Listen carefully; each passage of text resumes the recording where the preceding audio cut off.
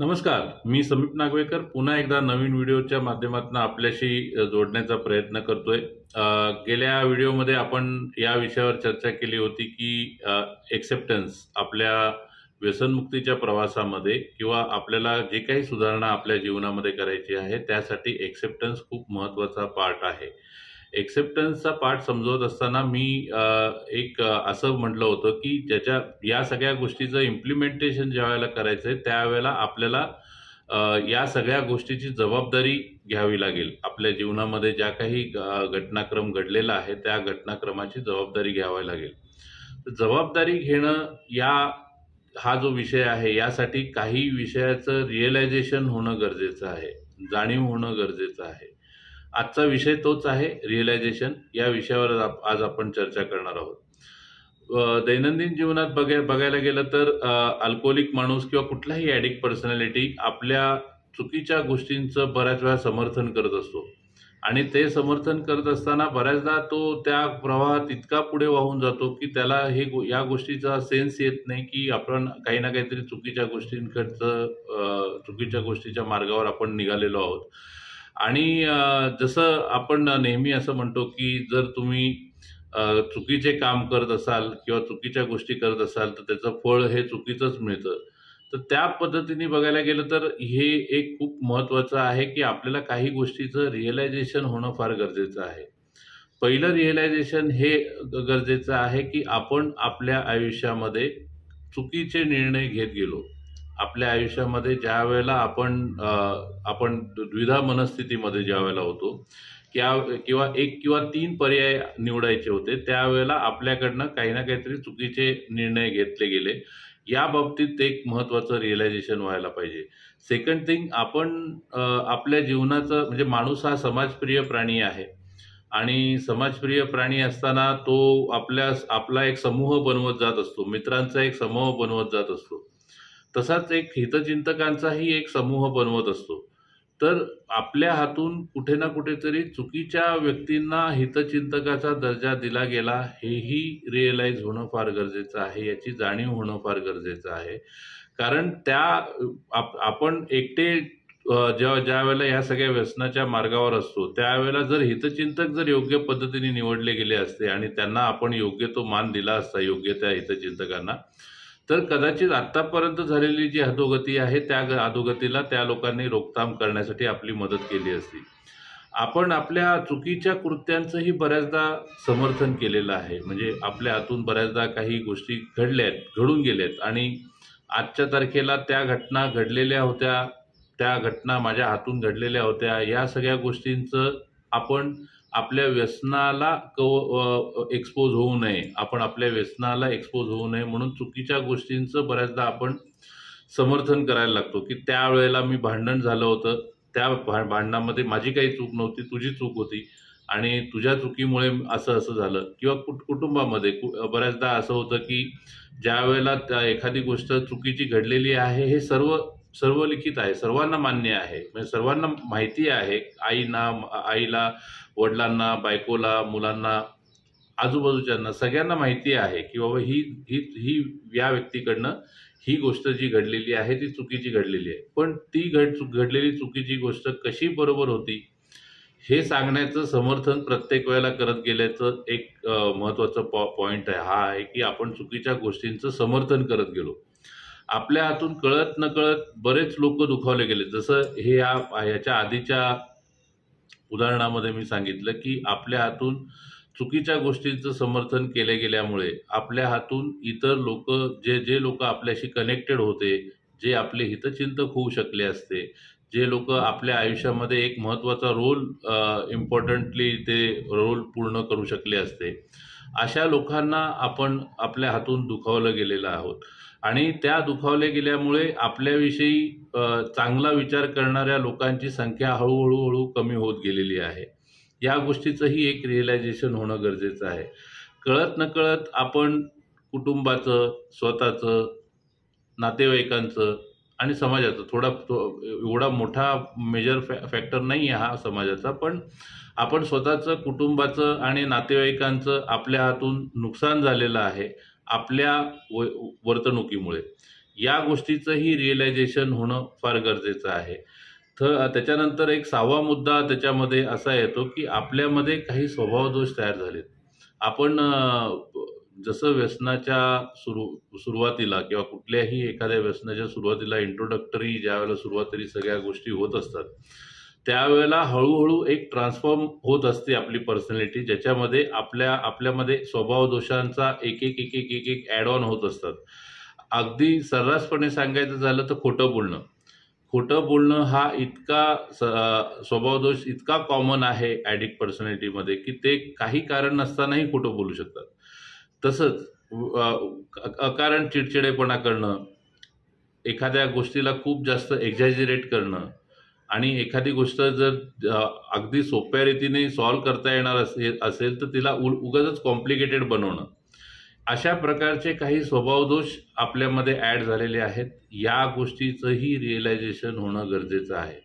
अर्थातच ह्या सगळ्या गोष्टी मी हे जे 6 पॉईंट्स तुम्हाला जे सांगितले, या 6 पॉईंट्समध्ये पहिल्याच सिटिंगमध्ये किंवा पहिल्याच काउन्सिलिंग सेशनमध्ये कोणीही हे 6च्या 6 मुद्दे मान्य करणार नाहीत. पण ही गोष्ट 100% आहे. जर एखादा पर्सनॅलिटी जी ॲडिक्ट आहे, व्यसनाधीन आहे, त्या व्यक्तीच्या हातून हे 6च्या 6 गोष्टी घडलेल्या असतात आणि त्याला आज न उद्या ज्या वेळेला तो सोब्रायटीच्या मार्गावर जाईल आणि वर्ष, 2 वर्ष, 3 वर्ष, 4 वर्ष जेव्हा केव्हा तो पल्ला गाठेल, त्यावेळेला तो स्वतःहून ही गोष्ट बोलेल की हो, हे 6 पॉईंट जे आहेत, हे 6 पॉईंट माझ्या हातून त्या काळामध्ये, त्या व्यसन काळामध्ये माझ्या हातून घडले होते.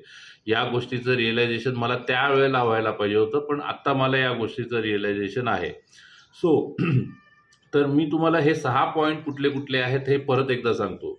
आपण आपल्या आयुष्यात काही चुकीचे निर्णय घेतले, आपण चुकीच्या लोकांना हितचिंतक समजून बसलो, आपण आपल्या चुकीच्या कृत्यांचं बऱ्याचदा समर्थन केलं, आपल्या हातून कळत नकळत लोक दुखावले गेले. 5वा मुद्दा, कळत नकळत आपण स्वतःचे, कुटुंबाचे, नातेवाईकांचं नुकसान केले.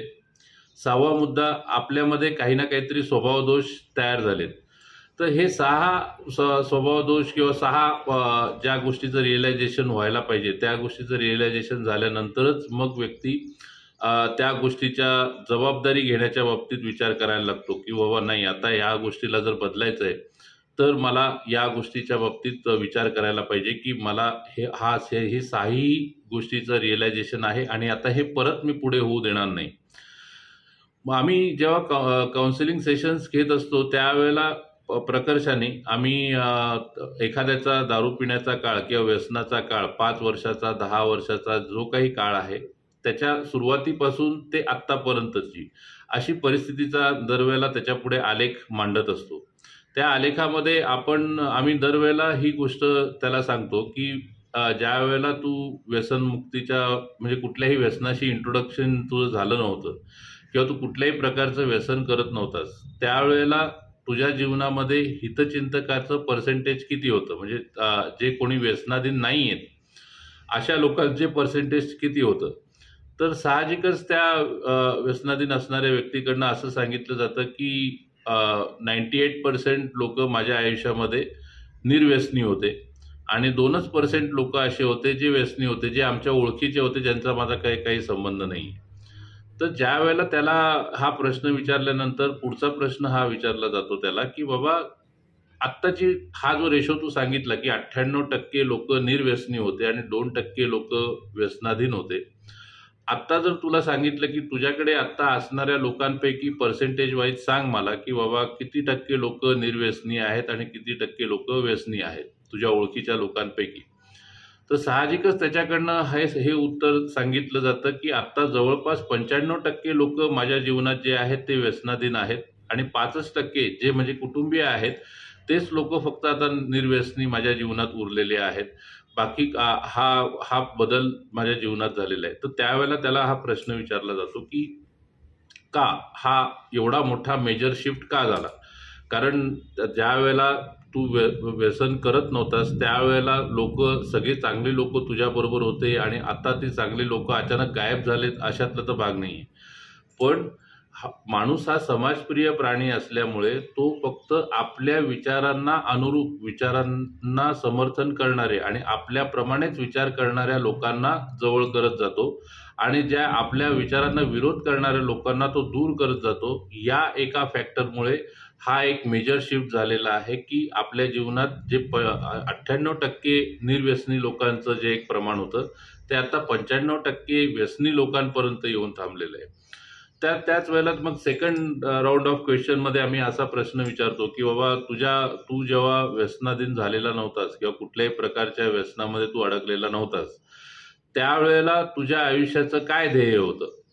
तर त्यावेळेला त्याच्याकडनं प्रत्येक व्यक्तीकडनं त्याच्या लाईफस्टाईलनुसार किंवा त्याच्या जडणघडणीनुसार उत्तरं येतात की कोणी म्हणतं मला इंजिनियर बनायचं होतं, कोणी म्हणतं मला डॉक्टर बनायचं होतं, कोणी म्हणतं मला स्वतःचा बिझनेस चालू करायचा होता, कोणी म्हणतं मला क्रिकेटर बनायचं होतं.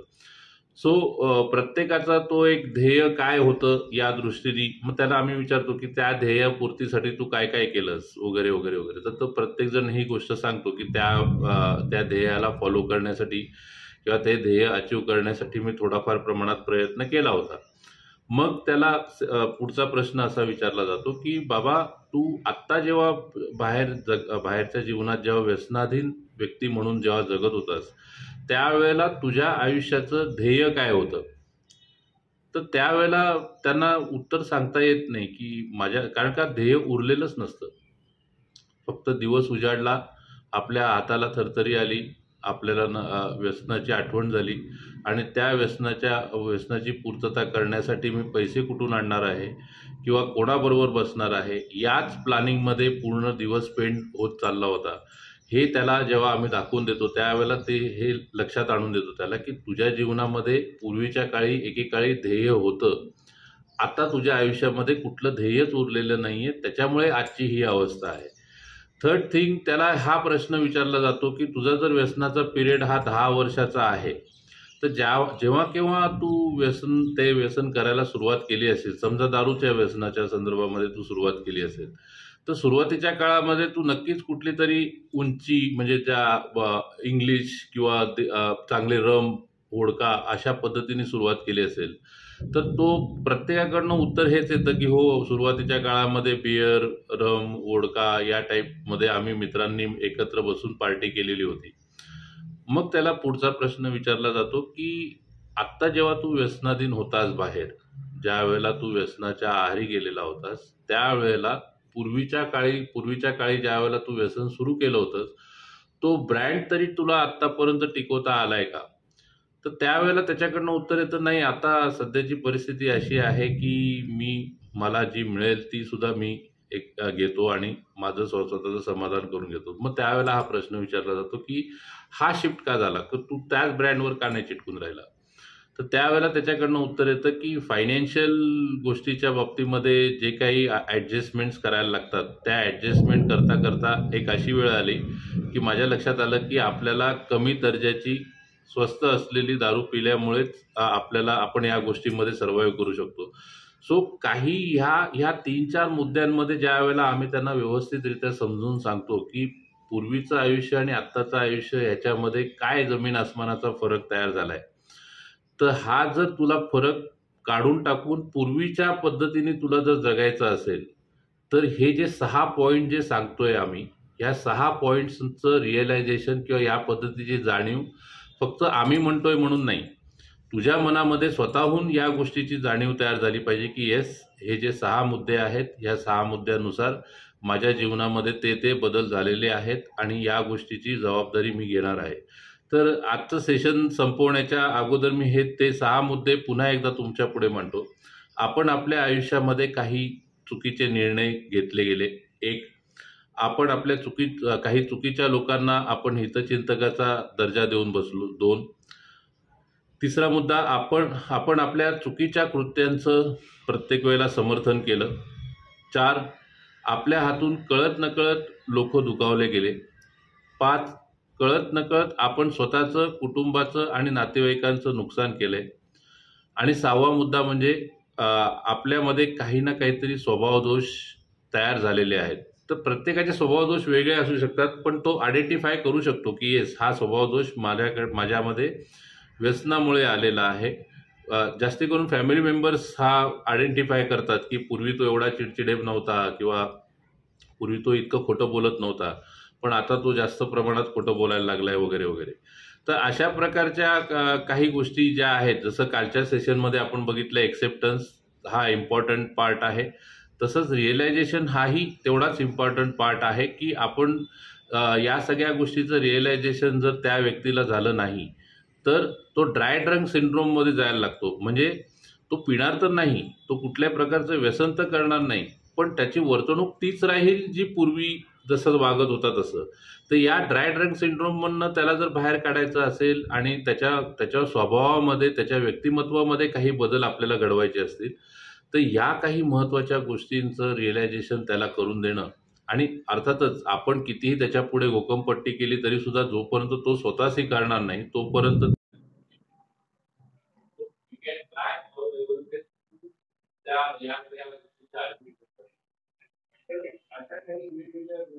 सांगण्याचा की असे काही मुद्दे आहेत जे आपल्याला पेशंटच्या बाबतीमध्ये हँडल करत असताना किंवा त्याला त्या पद्धतीने तयार करत असताना, व्यसनमुक्तीच्या मार्गावर तयार करत असताना कुठले असे मुद्दे महत्त्वाचे आहेत. तर पुढच्या व्हिडिओमध्ये आपण अजून एक कुठल्या ना कुठल्या तरी एखाद्या विषयावर चर्चा करणार आहोत. तुमच्या कमेंट्स आणि तुमचे लाईक्स आमच्यापर्यंत पोहोचतायत. तुम्हाला जर काही प्रश्न असतील तर तुम्ही कमेंटच्या माध्यमातून आम्हाला आमच्यापर्यंत पोहोचवू शकता.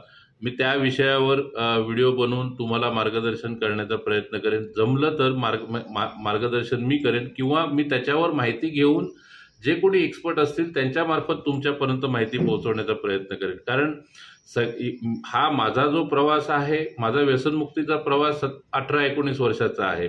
व्यसनमुक्ती केंद्रमध्ये ॲज अ संचालक म्हणून मी हे सगळं काम करतोय, त्या गोष्टीला 15 वर्षाचं झालेलं आहे. पण आजही मी शिकतोय. आजही मी प्रत्येक दिवशी कुठल्या ना कुठल्या तरी पेशंटकडनं, कुठल्या ना कुठल्या तरी व्यक्तीकडनं मला जे काही शिकायला मिळतं ते शिकायला. जर तुमच्या एखाद्या प्रश्नाचं उत्तर मला येत नसेल तर मी दुसऱ्या कुठल्या तरी एक्सपर्टकडनं किंवा जे कोणी मला मार्गदर्शन करू शकतील अशा लोकांकडनं त्याचं उत्तर तुमच्यापर्यंत पोहोचवण्याचा मी नक्कीच प्रयत्न करीन. तर आमचा हा व्हिडिओ तुम्हाला आवडला असेल तर लाईक करा, शेअर करा, सबस्क्राईब करा, कमेंट करा. धन्यवाद.